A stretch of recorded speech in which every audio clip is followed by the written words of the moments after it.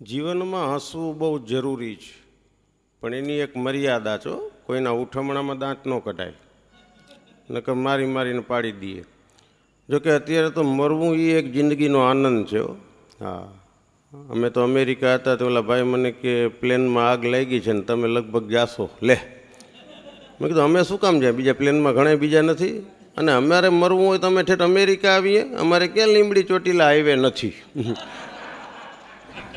એટલે આ માણસને કહેવું પડે છે, આ બધું બોલાય છે હાસ્ય, પણ હું કાયમ કાર્યક્રમની શરૂઆત એક શાયરીથી કરું છું, કારણ કે મારો મૂળ વિષય શાયરી આમ બોલે સારી લાગે, પણ આજના કાર્યક્રમની શરૂઆત એક શાયરીથી કરું કે આજ ચાંદ પણ શરમાઈને ઉગશે કે તમે આવી ગયા, કે આજ ચાંદ પણ શરમાઈને ઉગશે કે તમે આવી ગયા, બધી કલી પુષ્પ બની જશે કે તમે આવી ગયા, ઝૂમતી ડાળીઓ તમને વંદશે કે તમે આવી ગયા, વાદળા ગાલીચા બની જશે કે તમે આવી ગયા. હા, તમે વાહ વાહ કરો છો, પણ શાયરીની બધું લખવું, આ દેશમાં શાયરોની શું હાલત છે એ મને ખબર છે. હા હા, એટલે બધું કાંઈ કહેવા જેવું છે. હું તો વધારે પડતા કાર્યક્રમમાં દાખલા મારા વાઈફ ઉપર દઉં છું, અને એને બિચારીએ કીધું છે કે તમને 4 પૈસા મળતા હોય તો આપણું ગમે એમ બોલવું. એમ બૈરાઓ બિચારા નિર્દોષ હોય, એને કંઈ મનમાં ના હોય, બધું બોલી નાખ્યો. હા હા, જોકે આપણે તો સંસ્કૃતિ વિરુદ્ધ થોડાક જતા જાય છીએ. જેને પૂછો એને ઇંગ્લિશ ઇંગ્લિશ ઇંગ્લિશ, જરૂરી નથી ઇંગ્લિશ ભાષા. હું 7 દેશ ફરી આવ્યો ઇંગ્લિશ વગર. યા કરીને ગરી જાઉં કોકની વાહે, મરે તો સામે વારો મરે. આપણે આર્યા વિદેશના બધા અહીંયા આવે છે, કોઈ ઇંગ્લિશ, બધા ઇંગ્લિશ જ બોલે છે, કોઈ ગુજરાતી નથી બોલતું. આપણે હું આજે આપણે ગુજરાતી જ બોલવું ભાઈ, સમજવું સમજે ને કે તેલ પીવા જાય આપણે. હા, હું ગયા વર્ષે લંડન હતો, 2-4 શબ્દ જમાં બોલે બધા. યા ઓકે, યા ઓલ રાઈટ છો, ઓલ રાઈટ. હાવ મરી ગયો, લેફ્ટ થઈ ગયો હોય તોય કહેશે ઓલ રાઈટ છો. મેં કીધું આમાં ક્યાં રાઈટ છે, બધુંય લેફ્ટ છે. હા હા, સંસ્કૃતિ હિન્દુસ્તાનમાં જ, ત્યાંથી બધા આવે છે ધોળિયા, બધા હરે રામા હરે કૃષ્ણ કરતા ટકા કરાવીને બેઠા હોય છે. આપણા દેશની સંસ્કૃતિ છે, આપણે કોઈ દી નહીં જવું પડે વિદેશ ઓ માય ગોડ કરતાં. હા, એ સત્ય ઘટના છે.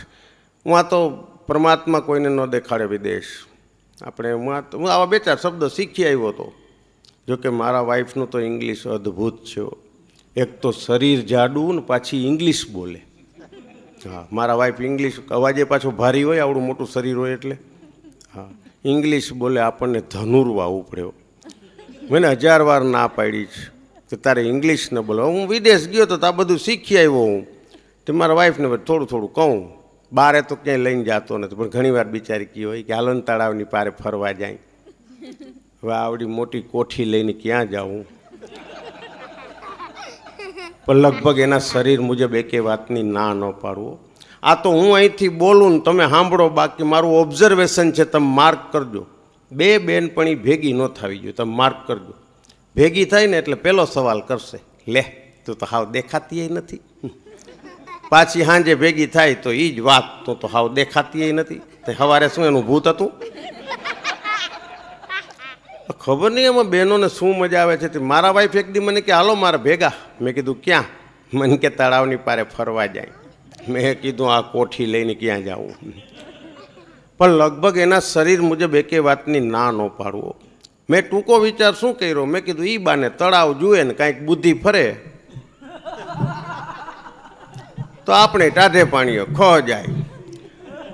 તો તળાવની પારે મારા વાઈફને લઈને આમ આગે ફરતો હતો. મેં કીધું કોઈ જોઈ ન જાય કે આ દાગીનો આનો છે. તેમ આગે ફરતો તો અહીંયા એની કોલેજની બેનપણી કોંજાણ ક્યાંથી આવી, હાય કીધું એટલે હું તો સીધો સાઈડમાં જ વયો ગયો. એની બેનપણી આવે એટલે આપણી માર્કેટ ગઈ. એની બેનપણીએ પહેલો જ સવાલ કર્યો કે લે તું તો હાવ દેખાતી નથી. મેં કીધું આને મોતિયો આવ્યો લાગે છે. આની વાહે ઉભા 3 જણા નથી દેખાતા, અને આને આવડો મોટો પીસ નથી દેખાતો. પણ એની બેનપણીએ થોડીક વાર એની યાર કાંઈક વાતચીત કરીને એ દરમિયાનમાં મારા વાઈફ મારા સામું જરાક હૈસા. એટલે એની બેનપણીને એમ થઈ ગયું કે દાઢીવાળો એનો ભેગો જ લાગે છે. એટલે એની બેનપણી વળી મારા પાસે આવી, મને વળી ગાલ ઉપર ટાપલી મારી, એકાદો ચીટીઓ ભર્યો. મારા વાઈફને કે આ તારો મોટો ને,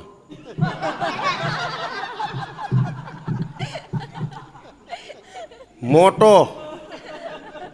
પછી તો મેં કીધું આ મોટો, નાના બધાય ઘેરે છે. પણ તે દીની એક વાત નક્કી કરી કે આ રથ બાયણે કઢાય નહીં. વર્ષમાં એકાદ વાર લઈને નીકળું રથયાત્રાની જેમ સીધો ઘરે. આમ બિચારીને મનમાં કાંઈ નહીં, બધું બોલી નાખે, બધું ઘરકામ શીખડાવી દીધું સરસ મજાને. આમ તો લાગણી વાળી છે. હા હા, મોટું શરીર છે, બેઠી બેઠી બધું બનાવતી હોય ઘરમાં. હું તો અહીંથી બોલું, કુટુંબની વાત છે. હાસ્ય અત્યારે નિર્દોષ થઈ ગયું છે, જરૂરી થઈ ગયું છે માણસને. માણસ એટલો બધો ટેન્શનમાં રહે છે કે રોજ બરોજ હાસ્ય. ને મારે તો ક્યાંય લેવા જવું નથી પડતું. મારી 80 કેસેટ બહાર પડી, મારે ઘરમાં જ જોક છે. બોલો, ક્યાંય બાયણે નથી જવું પડતું. હું આખો બેઠી બેઠી સિરિયલું જોતી હોય, ટીવી ધૂજે છે સામે બેઠી હોય ને તો. કારણ કે મોટું શરીર, ટીવીને એમ થાય કે આ શું મને જુએ છે. હે, એ મજા છે આખી. ચેનલ કાંઈ એને બદલાવાની ન હોય, ખાલી જુએ તેની મેળે બદલી જાય ચેનલ. હા હા, તમે હું તો હાવ સાચી વાત કરો, તમે બધા ઘરના છો. હા, હમણાં એક ભાઈ આવ્યા હતા, કાંઈક આ ટીવીને રિમોટ ને બધું આવ્યું છે ને અત્યારે મોડર્ન જમાનો, સીડીઓ ને વીડી સીડીને જે આવતું હોય, મને કે બહુ ખબર ન પડે. તે ભાઈ આવ્યા એટલે હું તો ઘરે હતો ને, મારા વાઈફ હતા, તો કે બેન એક કામ કરો, અમારી કંપનીએ નવું આ મોડેલ મૂક્યું છે માર્કેટમાં, રિમોટ છે, બહુ સરસ છે, ચાલો તમે. જેમ જો આ રસોડામાં ગયા, જોયું ચેનલ બદલી ગઈ. મારા વાઈફ કે બહુ સરસ. બાયણેનો રૂમ હતો, અહીંયા ગયા, ચેનલ બદલી ગઈ. અગાસીમાં લઈ ગયો, જોયું નીચે બદલી ગઈ ચેનલ, લઈ ગયો. મારા વાઈફ છે તો લઈ કે હું જોઉં 2-4 દી પછી તમને જવાબ દઉં. તો કે રાખી જાઉં છું, કાંઈ વાંધો નહીં. 3 દી પછી ઓલા ભાઈ આવ્યા, કે કેમ બેન બરાબર છે? ના ના, કે બેકાર છે હાવ. લે, અરે કે બધે જોરદાર વેચાણ, શું બેકાર? ના રે ના, કે વારી ઘણી ચેનલ બદલાવાટું રહોડામાં જાવું, અગાસીમાં જાવું, વાં જાઉં, હાલતા હશે કોઈ દેવા. લે, કોઈ ના. હા હા, મારી શેરીમાં કોઈ ધંધો કરવા ન આવીએ કે લ્યો, મારા ભાઈ પોટા ઉપર જ બેઠા હોય આડા.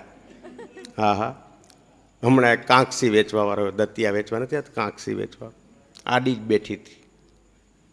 શું ભાવ છે? તો કે રૂપિયાના 2. હાવ બિચારી સસ્તો ભાવ કીધો. આમ લીએ ને હાથમાંથી કાંકસી, માથામાં ઢળે, આમ જુએ અંદર, જો લીખું બીખું આવે તો લીએ, નકર કે બેકાર છે. તારું માથું બેકાર છે કાંઈ નહીં, અંદર તો જવા જ ન દઈએ. હજી સુધી અમારી શેરીમાં કોઈ વેપાર કરીને ગયો એવા દાખલો નથી. હમણાં એક અગરબત્તી વાળો આવ્યો હતી કે બેન અગરબત્તી લ્યો, બહુ સરસ છે, 10મા ઘરે સુગંધ આવશે. મારા વાઈફ કહે કે 10મા ઘરે દી આવો.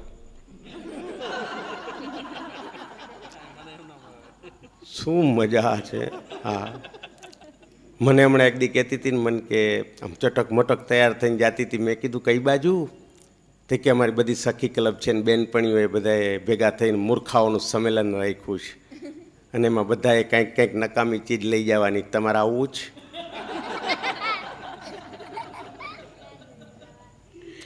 એને મનમાં કાંઈ નહીં પણ બોલી નાખ્યો. હા હા, શું મજા છે. તે હું વિદેશ ગયો તો આવું બધું નાનું નાનું શીખીને આવેલો આવ્યો હું બધું, યા ને ઓકે ને. હું ઘરમાં બધું બોલતો ને, મારા વાઈફને ચેપ લાગ્યો, એ બધે માંડ્યો યા યા યા ઓકે યા. હા, ત્યાં ભાઈ રાજુભાઈ રાઠોડનો ફોન આવે ને, પ્રોગ્રામ કેન્સલ છે, યા યા. મેં કીધું કેન્સલ છે, શું યા યા માંડી છો? બોલે જ રાખ. મને તો કાંઈ ખબર નહીં. ફોન જેટલા આવે એટલા મારા વાઈફ જ ઉપાડે. રોંગ નંબર હોય તો અડધી કલાક વાત કરે. હા, મેં હમણાં એક દી મોબાઈલ દીધો તો મેં કીધું રાખને ભેગો, કામ આવે. કોકનો ફોન આવ્યો હશે તો વાત કરતી હતી, રિક્ષામાં જતી હતી, બધે વાત. પછી ઇંગ્લિશ તો ચાલુ જ હોય એનું.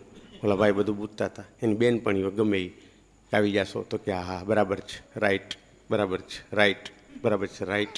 રિક્ષાવાળો અહીંયા ફેરે રાખે.